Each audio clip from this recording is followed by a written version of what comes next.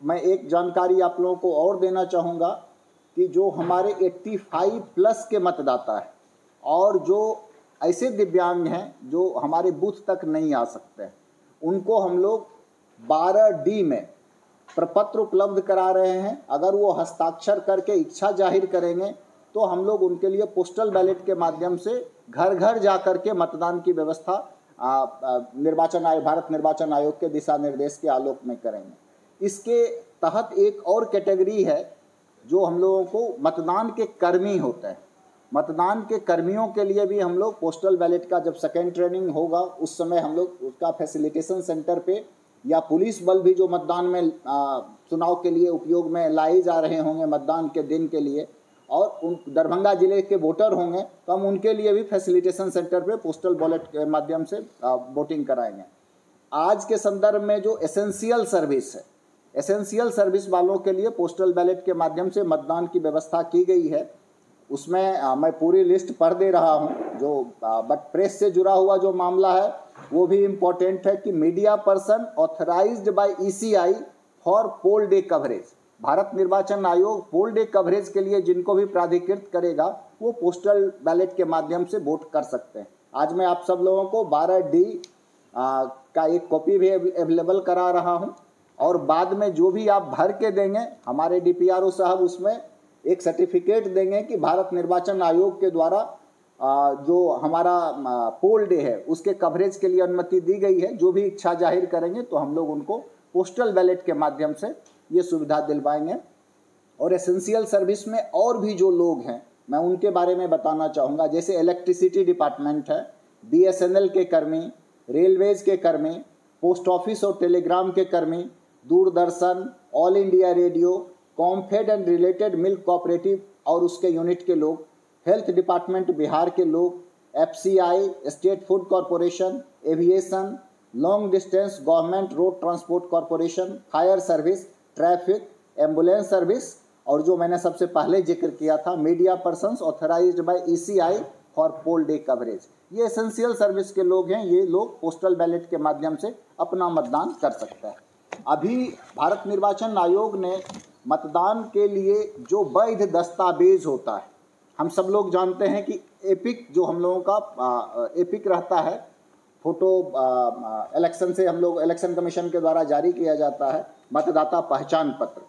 उसके अलावे जो अन्य दस्तावेज हैं जिसके आधार पे वो मतदान दे सकता है वो है आपको आधार कार्ड। मैं आप लोगों के माध्यम से चाहूँगा कि ये चीज़ प्रत्येक मतदाता के पास ये जानकारी पहुँच जाए कि अगर एपिक के अलावे भी उनके पास कोई भी वैध दस्तावेज लेके मतदान केंद्र पर जाते हैं तो वो मतदान के लिए हकदार हैं, कोई उनको मना नहीं कर सकता है। उन दस्तावेजों की सूची जारी की गई है जिसकी संख्या 12 है एपिक के अलावे। एपिक तो है ही है हमारा। आधार कार्ड है पहले नंबर पे, मनरेगा का जॉब कार्ड है, passbooks with photograph issued by bank और पोस्ट ऑफिस। बैंक या पोस्ट ऑफिस ने फोटोग्राफ युक्त अगर कोई पासबुक इशू किया है तो वो तीसरे नंबर पे है। Health insurance smart card issued under the scheme of ministry of labour. Driving licence, PAN card, smart card issued by RGI under NPR।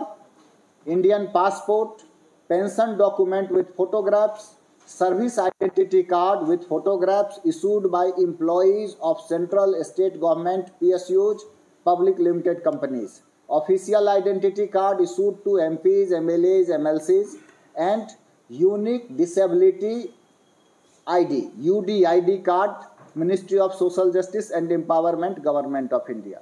वहाँ से अगर निर्गत उनके पास UDID है, यूनिक डिसेबिलिटी ID कार्ड, तो उसके आधार पे भी वो वोट करने के लिए प्राधिकृत है।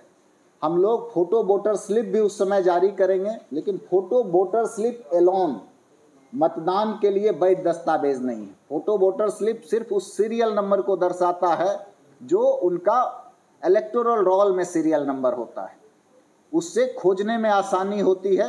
रोल जो वहाँ पे marked copy of electoral roll लेकर के जो मतदान दल के कर्मी रहते हैं वो उसको लेकर के मिलान कर लेते हैं कि इनका कितने सीरियल नंबर पे है और तुरंत वो कर सकते हैं। लेकिन फोटो वोटर स्लिप के साथ एक दस्तावेज जो अभी हमने पढ़ा एपिक के अलावे, ये मतदान केंद्र पर ले जाना अनिवार्य होगा।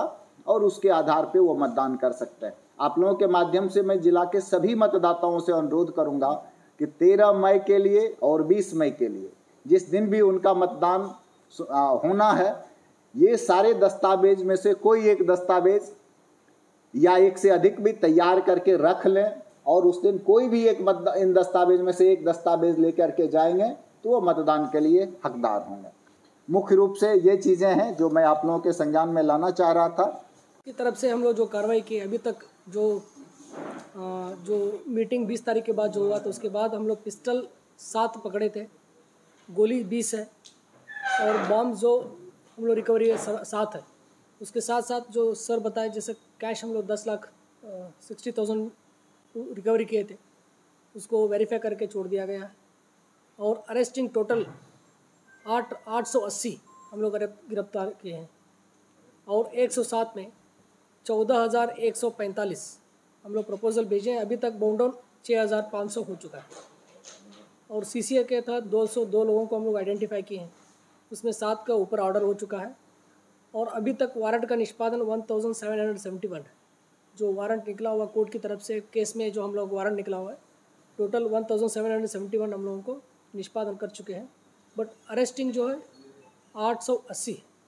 तो ये तो लगातार हम लोग रेड भी चल रहा है। हमारे पास जो CAPF कंपनी आया है तो लगातार हम लोग काम कर रहे हैं। उनका रोस्टर बना के डेली काम हो रहा है कि सुबह शाम रात में, और इवन थाना प्रभारी, सर्कल इंस्पेक्टर, DSP वो लोग भी लगे हुए हैं। हम लोग भी मॉनिटर कर रहे हैं, हम लोग भी निकल रहे हैं। तो पुलिस विजिबिलिटी बढ़ा दिया गया है और जो मेन मार्ग है NH है, SH है और इवन गली गली में भी चेकिंग चल रहा है और शराब का भी रिकवरी हम लोग बढ़ा दिए हैं। और टोटल अभी जो बूथ का है, जो सेक्टर पदाधिकारी और पुलिस पदाधिकारी मिलकर बूथ का वेरिफिकेशन हो चुका है और एक का मिलान कर चुके हैं हम लोग और उसका जो वल्नरेबिलिटी मैपिंग कर चुके हैं और उसका हम लोग सिक्योरिटी डिप्लॉयमेंट प्लान भी लगभग बन चुका है और हम लोग तैयारी के मोड में है। और हम लोग जल्दी से जल्दी जो कुछ बाकी